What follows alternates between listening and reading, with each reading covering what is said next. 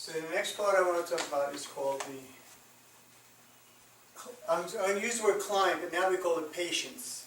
Or on our forms it says patients. Because if you're working for an outpatient program or an inpatient program, specifically outpatient, sometimes they call them clients, but on our forms in New York State now it's all patients. So I'm just going to say they're interchangeable, client, patients. So we're going to call it client in this case, because I like the C's. It's called a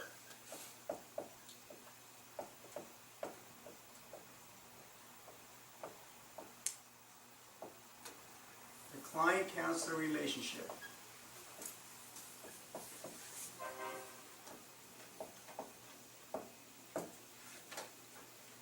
What does that mean? What does that mean? I'll just tell you here, this has to do with what I was talking about before, the Therapeutic Alliance. This Therapeutic Alliance, which is part of the client-counselor relationship. There's an alliance here between these two.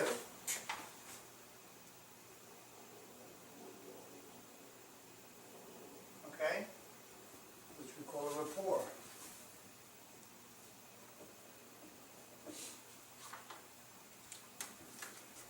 And I'm just going to say this for the people who haven't taken the CASAC exam. Remember this word, rapport, because this is going to be on the exam. What is the primary objective of that your first interaction with a client? The first time you're meeting a client, whether it's probably to do the assessment, but it could be where they've already had the assessment and you're going to be their counselor and you've got their paperwork and you're going to be their counselor. What's your primary objective of that relationship? And I'll tell you, this is on the exam. The primary objective of that is to establish a rapport so you can work in collaboration and build this client-counselor relationship. The primary objective of that initial meeting is to establish a rapport. And you'll see that answer. That's one of the questions on the CASAC exam. Now, how do you do that? Shout out anybody. Be a good guy? By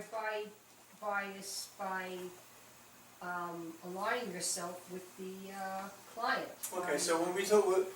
That's that therapeutic alliance. We're going to talk about that in... You start with a patient.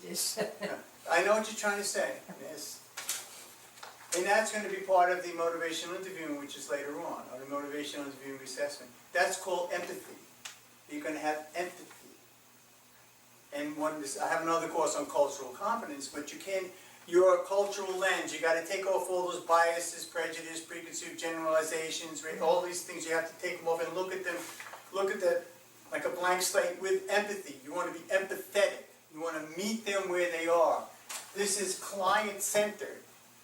Client-centered therapy. You want to meet them where they are and establish a rapport through a process, I won't write it out, through a process called genuineness, which I'm going to talk about later on. These are all the principles of a social worker, right? These are all the things that they... Mm-hmm. If you have... That's what I learned, and you being a master's now in social work. Social work, human services major, Yeah. This is counseling 101. Right. And when I teach this over at the college, and when I teach documentation too, but it's all about counseling. Even this, ethics, is about counseling.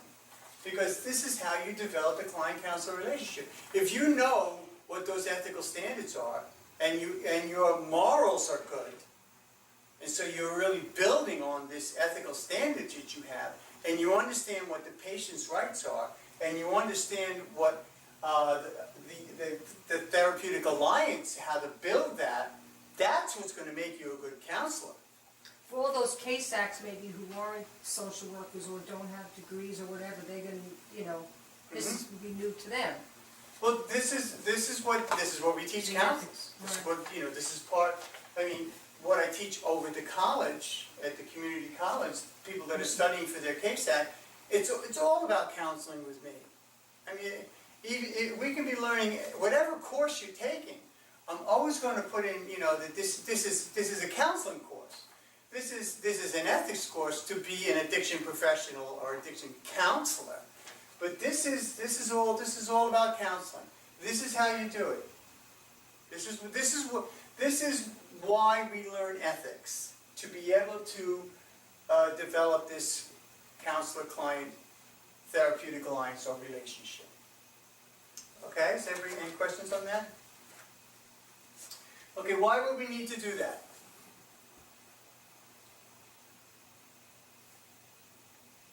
Anybody shout out. To gain effective treatment? To gain effective treatment. It's very effective.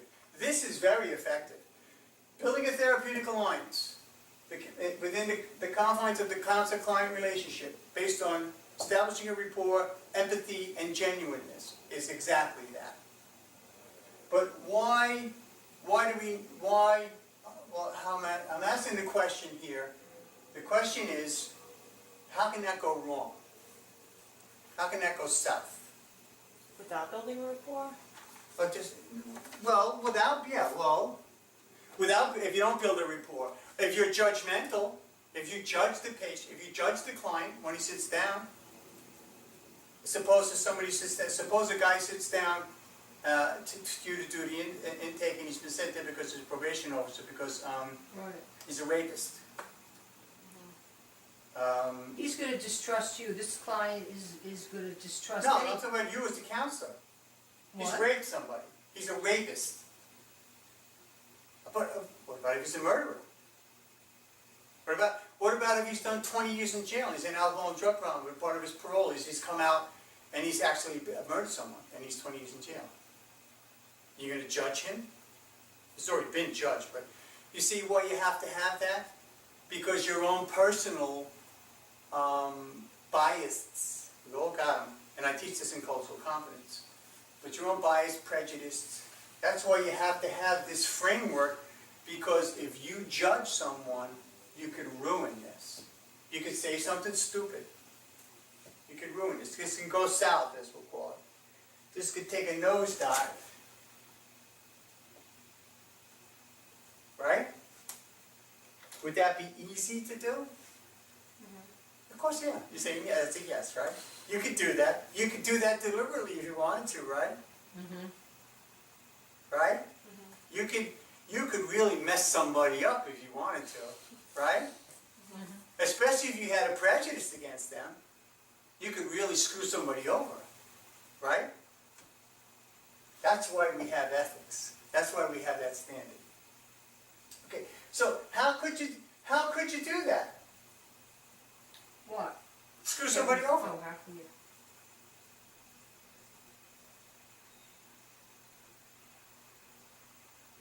Think hard. I'll give you an example. I'm not going to give you the answer though. In this relationship, there is an exchange of power. Who's got the power? Counselor. The counselor, right. Especially if somebody's on parole, probation, or something like that, you can put them in jail, really. But psychologically and literally, you have all the power in the relationship, in this relationship. You have power in this relationship. This is not egalitarian. You're not equal here.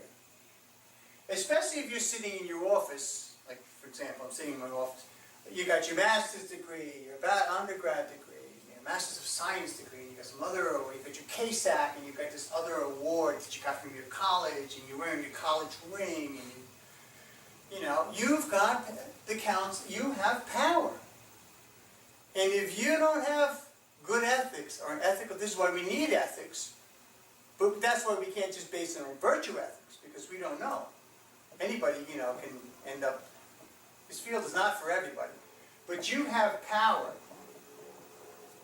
and you can use that to your own advantage, couldn't you?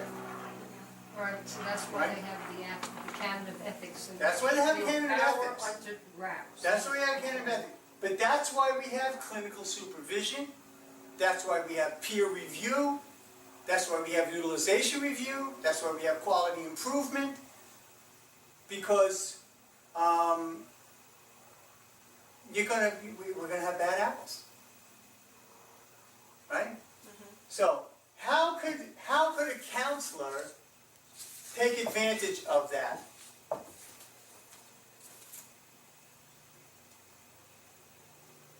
How can a counselor? How could a counselor, what could he do to make this, what could a counselor do with all the power to this person to make this relationship nosedive? Be judgmental? Be judgmental, right? Could judge them, Not provide not provide good care, counseling? not stay on top, not study, not be taking training courses like this, not be, and I'll show you in part number 17 of the Canon of Professional Ethics, we are supposed to update ourselves as to new science and research, which is coming out all the time. I mean, there's so much new stuff coming out, based on the DSM-5 and other, changes to federal law, the Mental Health Parity and Addiction Equity Act, the Patient Protection and Affordable Care Act. More people are going to have access to treatment for substance use disorder. More people are going to be getting treatment. So, you could, but a counselor, because they have the power, could take advantage of that. There's one thing I'm really looking for here, though, because there's one warning that's That what? That there's a way that the counselor, the counselor can take advantage of this this. by telling the client what to do? By- No, well, I mean, you could tell the client what to do, he's probably not going to listen to you because we don't do it like that. Is one way? There's one thing that they can really do to prey on this person. Oh, sexual. Right, okay, exactly, thank you, miss. Okay, you got that, Karen? Sexual A implications. counselor can be, if he's not careful, and this goes both ways, by the way. This goes both ways, okay? A counselor can sexually prey or sexually take advantage of the power in that relationship. Do you understand that? Yeah, but So- I think that's a given, and everybody knows that that's just, Okay, no. well, when we get to the canon of professional ethics, and when we get to the other ethical standards and ethical principles, forget about, yes, all those ethical principles and the legal principles like that, but if you do that and anybody finds out, you're going to lose your job. You're going to lose your license, and you're never going to work in this field again.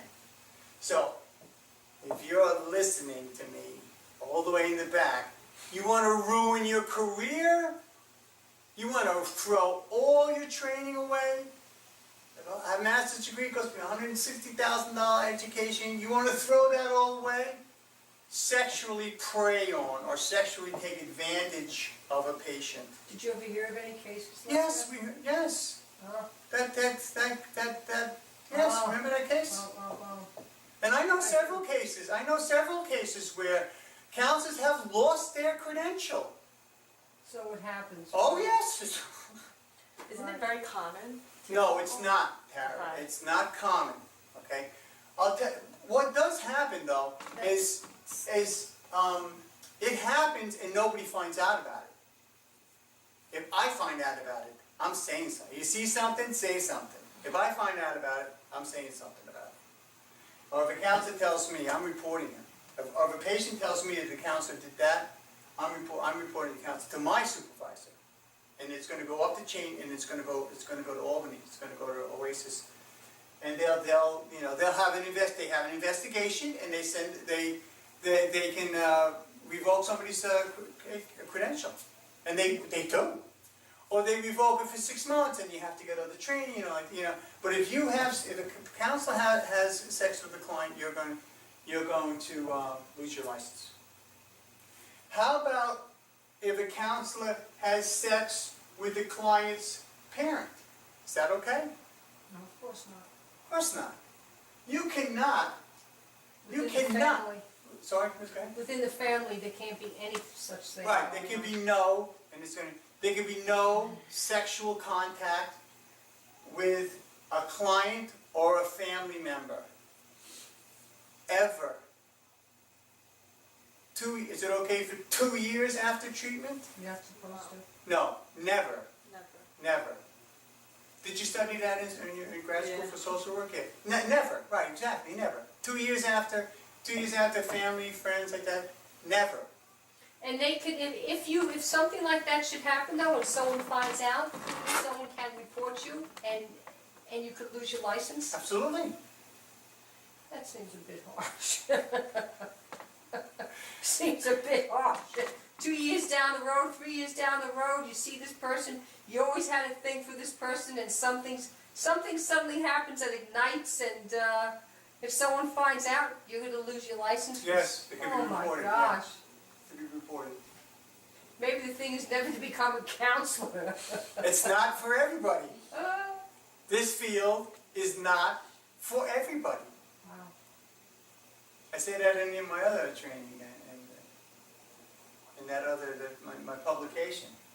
Good counselors make good listeners. Good counselors are worth their weight in gold. I mean, I can't see a counselor really having a sexual relationship with a client, I because can. clients, I mean, yeah, how? Mm-hmm. I mean, They're vulnerable.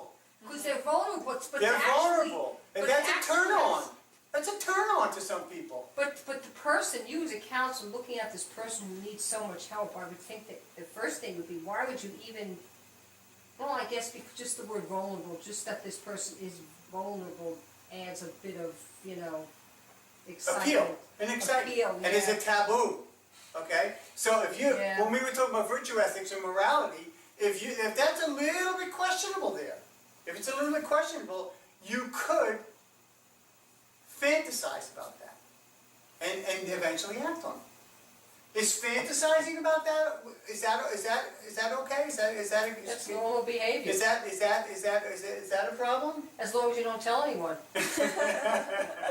That's normal, to fantasize, just don't tell anyone. Right.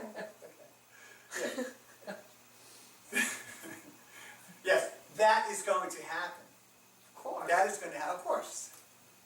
That's enough out of you, miss.